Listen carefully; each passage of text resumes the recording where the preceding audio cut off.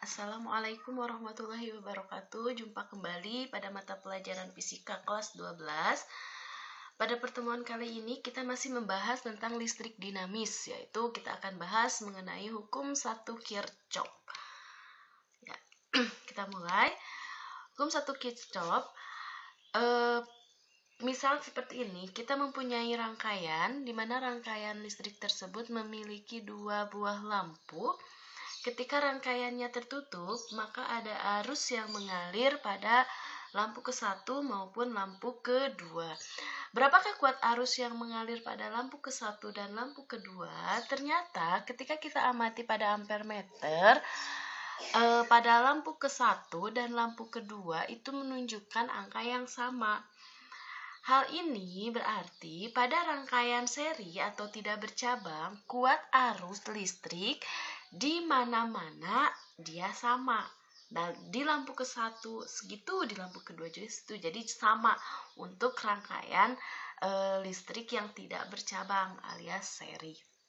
Yang paralel, kalau yang paralel seperti ini, ketika rangkaiannya tertutup ada arus yang mengalir pada rangkaian tersebut, kita amati pada ampermeter yang pertama, ternyata arus yang masuk dengan arus yang ada pada lampu ke-1 maupun lampu ke-2 itu ternyata berbeda, ya. Jadi ketiga dari ampermeter menunjukkan angka yang berbeda.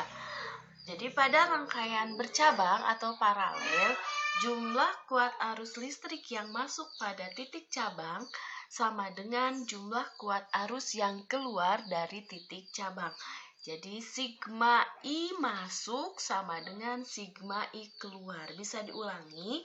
Pada rangkaian bercabang atau paralel, jumlah kuat arus listrik yang masuk pada titik cabang sama dengan jumlah kuat arus yang keluar.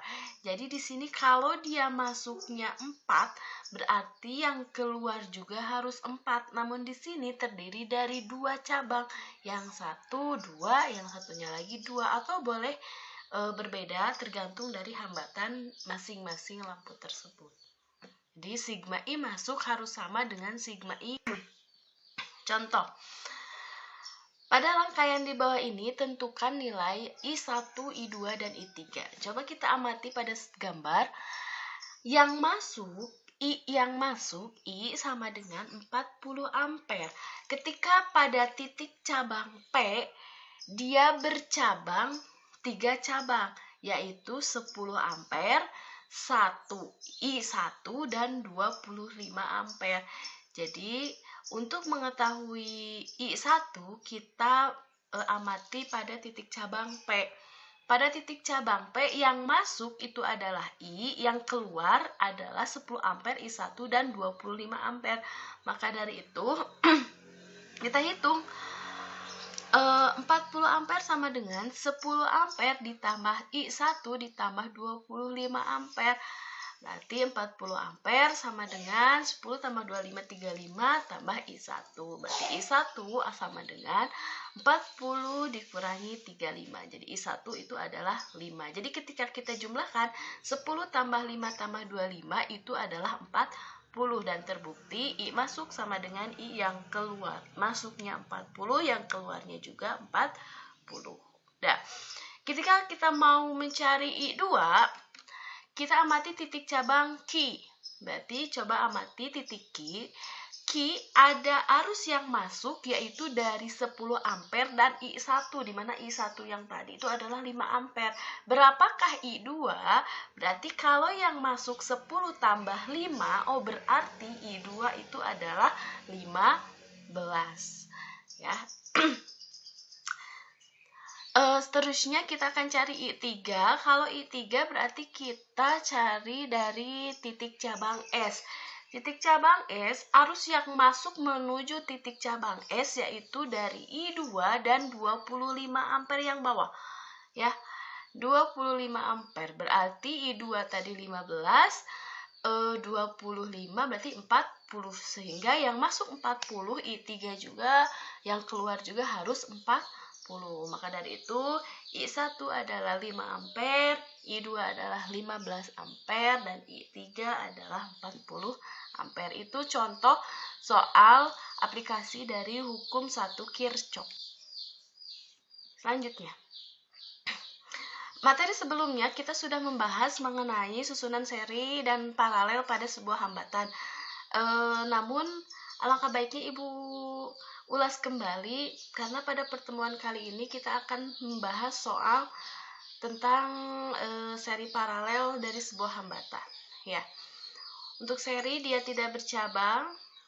Nanti ada RS. RS itu resistor pengganti seri. Jadi nanti I1, I2, I3 kita gabung menjadi RS, ya. Dan tegangan pada PAD itu akan sama dengan PAB ditambah PBC ditambah PCD. Selanjutnya arus juga I di RS sama dengan I di R1 dan sama dengan I di R2 sama dengan I di R3. Dan rangkaian ganti serinya, resistornya, yaitu R1 ditambah R2 ditambah R3. Ya. Susunan paralel, dia bercabang. Kalau arusnya berarti I1 tambah I2 tambah I3, tadi yang masuk sama dengan I yang keluar. Jadi ini aplikasi dari hukum 1 Kirchhoff yang tadi. Terus untuk mencari resistor penggantinya, kalau tadi resistor pengganti seri itu ditambah R1 tambah R2 tambah R3, kalau resistor pengganti paralel 1 per Rp sama dengan 1 per R1 tambah 1 per R2 tambah 1 per R3. Oke, ini sudah waktu pertemuan. Kita akan bahas contoh soal. Nah, tentukan hambatan pengganti pada rangkaian di bawah ini. Saya punya sebuah rangkaian. Kira-kira ini seri apa paralel? Ada yang tahu? Ya, sepintas ini seperti paralel. Dia bercabang. Namun, ketika kita amati secara mendetail, titik awalnya dari atas dan titik akhirnya bawah, ketika kita tarik, kita luruskan, ternyata ini bukan paralel, namun dia ini adalah seri. Maka untuk mencari resistor pengganti atau hambatan pengganti ini, kita menggunakan yang seri. Jadi resistor pengganti seri ini terdiri dari 7 resistor. Jadi semuanya kita jumlah karena dia seri. Ingat, kalau yang seperti ini berarti kita tarik aja, nanti dia akan lurus. Maka itu adalah seri. Ya, kalau seri kita jumlahkan berarti 2 tambah 4 tambah 3 tambah 2 tambah 4 tambah 5 tambah 3. Ya, jadi resistor pengganti untuk rangkaian ini adalah 23 ohm. Ini karena dia adalah rangkaiannya seri. Selanjutnya, kalau yang nomor 2, ini dia itu gabungan, terdiri dari paralel maupun dengan seri. Untuk mengerjakan soal seperti ini, Anda dahulukan yang memiliki kaitan yang nantinya di akhir dia akan menyambung bersama gitu. Langkah pertama, ketika kita mau mencari 4 ohm, mau disederhanakan, ternyata 4 ohm terharang oleh 6 sama 3 ohm yang paralel yang ini. Berarti otomatis kita harus menyelesaikan dahulu antara 6 dan 3 ohm, yaitu dengan menyelesaikan mencari dari resistor pengganti paralel. Maka dari itu kita cari dulu 63, berarti 1 per Rp sama dengan 1 per R1 ditambah 1 per R2. Ya, berarti 63 kita samakan penyebutnya, berarti jadi 6 bagi 6 kali 1 6 bagi 3, 2 kali 1 2. Oke, jadi 1 per Rp sama dengan 3 per 6. Namun kita yang cari itu adalah Rp, maka dari itu 3 Rp sama dengan 6 dan Rp sama dengan 2. 6 bagi 3 itu 2. Ya. Ketika sudah seperti ini, kita sudah menggabungkan antara 6 dan 3 resistor itu, kita gabungkan, kita ganti menjadi Rp, sehingga rangkaiannya menjadi ini 4, 2. Yang tadi RP itu adalah 2, terus 3 ohm. Maka dari itu, kalau seperti ini berarti rangkaiannya adalah seri. Kita cari rangkaian pengganti seri, kita tinggal jumlahkan R1 tambah RP tambah R2. Berarti 4 tambah 2 tambah 3. Dia adalah 9 ohm. Selanjutnya, perhatikan gambar di bawah ini. Ada sebuah rangkaian di mana 3 buah resistor, ada R1, R2, R3, terus dihubungkan pada sebuah tegangan 18 volt.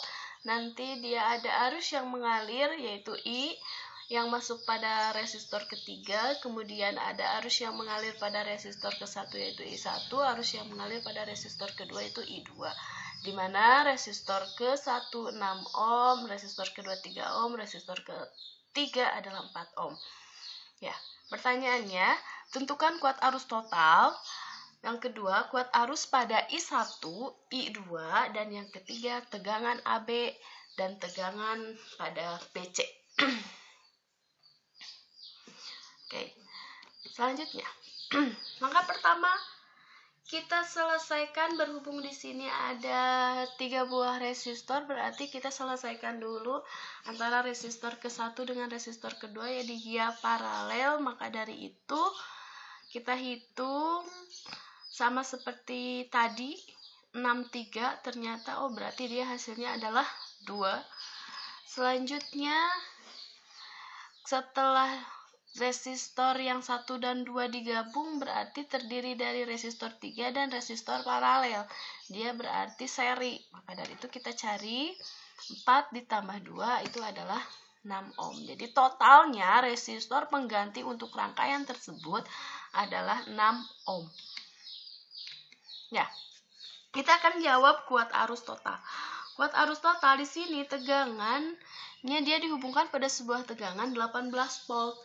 Ingat hukum Ohm, P sama dengan I kali R. Berarti kalau kita mau mencari kuat arus, berarti I sama dengan P per R. Ya, P per R. P-nya adalah 18 volt dan R-nya adalah 6 ohm yang tadi. Maka dari itu arus totalnya adalah 3 ampere. Ya. Arus totalnya adalah 3 ampere. Sekarang, berapa kuat arus I2 dan I1 dan I2? Kita akan mencari kuat arus yang mengalir pada resistor ke-1 dan resistor kedua. Ya. Kita mulai dari sini. I1 banding I2 sama dengan 1 per resistor 1 banding 1 per resistor 2. Berarti I1 banding I2 itu 1 per 6 banding 1 per 3. Berhubung perbandingannya kita pecahan, maka kita sederhanakan, kali 6 kedua-duanya, maka 1 per 6 kali 6 dia 1, dan 1 per 3 kali 6 dia 2. Jadi perbandingan antara arus ke-1 dengan arus kedua itu adalah 1 banding 2. Kalau misalkan kalau misalkan resistornya nilainya sama, berarti nanti perbandingannya juga sama. Maka dari itu arus yang mengalir baik itu I1 maupun I2 dia juga akan sama. Berhubung di sini beda, maka kita cari dulu perbandingan arus yang akan mengalir pada I1 dan arus pada I2 dilihat dari nilai resistor itu sendiri. Ya. Ketika sudah punya I1 banding I2 sama dengan 1 banding 3, kita menggunakan konsep perbandingan, kita mencari I1, berarti I1 dia berbandingannya 1, secara total dia kan 1 banding 2, berarti totalnya adalah 3. Jadi 1 banding 3, jadi 1 diambil dari I1 dia 1, 3 diambil dari perbandingan 1, 3, berarti kan jadi 1, 2 jadi 3. Ya, 1 per 3 kali I, berarti I-nya berapa tadi? I total itu adalah 3. Berarti I1 per 3 kali 3 dia adalah 1 ampere. Jadi I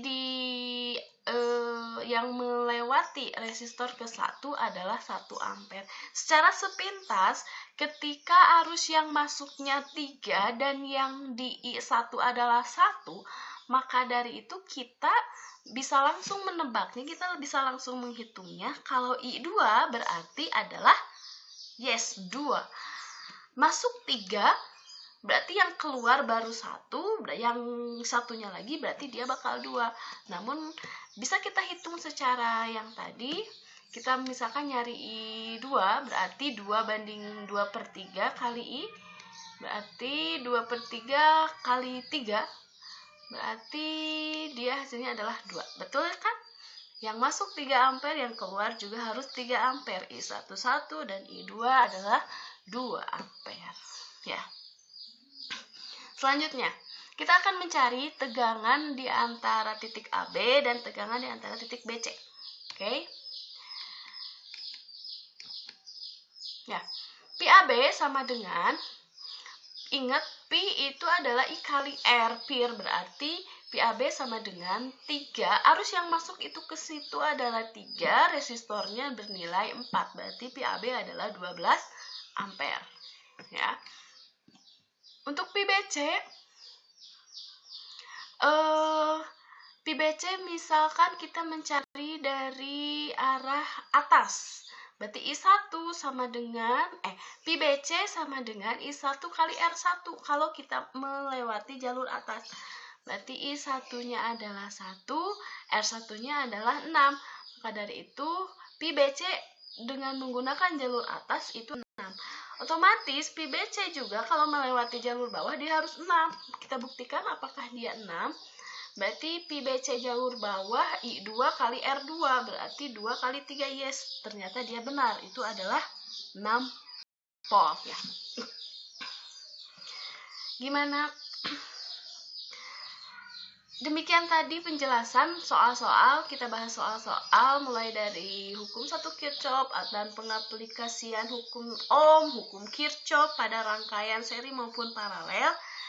Untuk lebih memahirkan kalian, jadi Anda nanti boleh menguji wawasan Anda dengan mengerjakan tugas-tugas berikut. Kerjakan tugas-tugas ini dari 1 sampai 5 ya. Ini silakan Anda kerjakan. Kalau misalkan ada yang tidak dimengerti, ada yang mau ditanyakan, silakan boleh hubungi saya. Ya,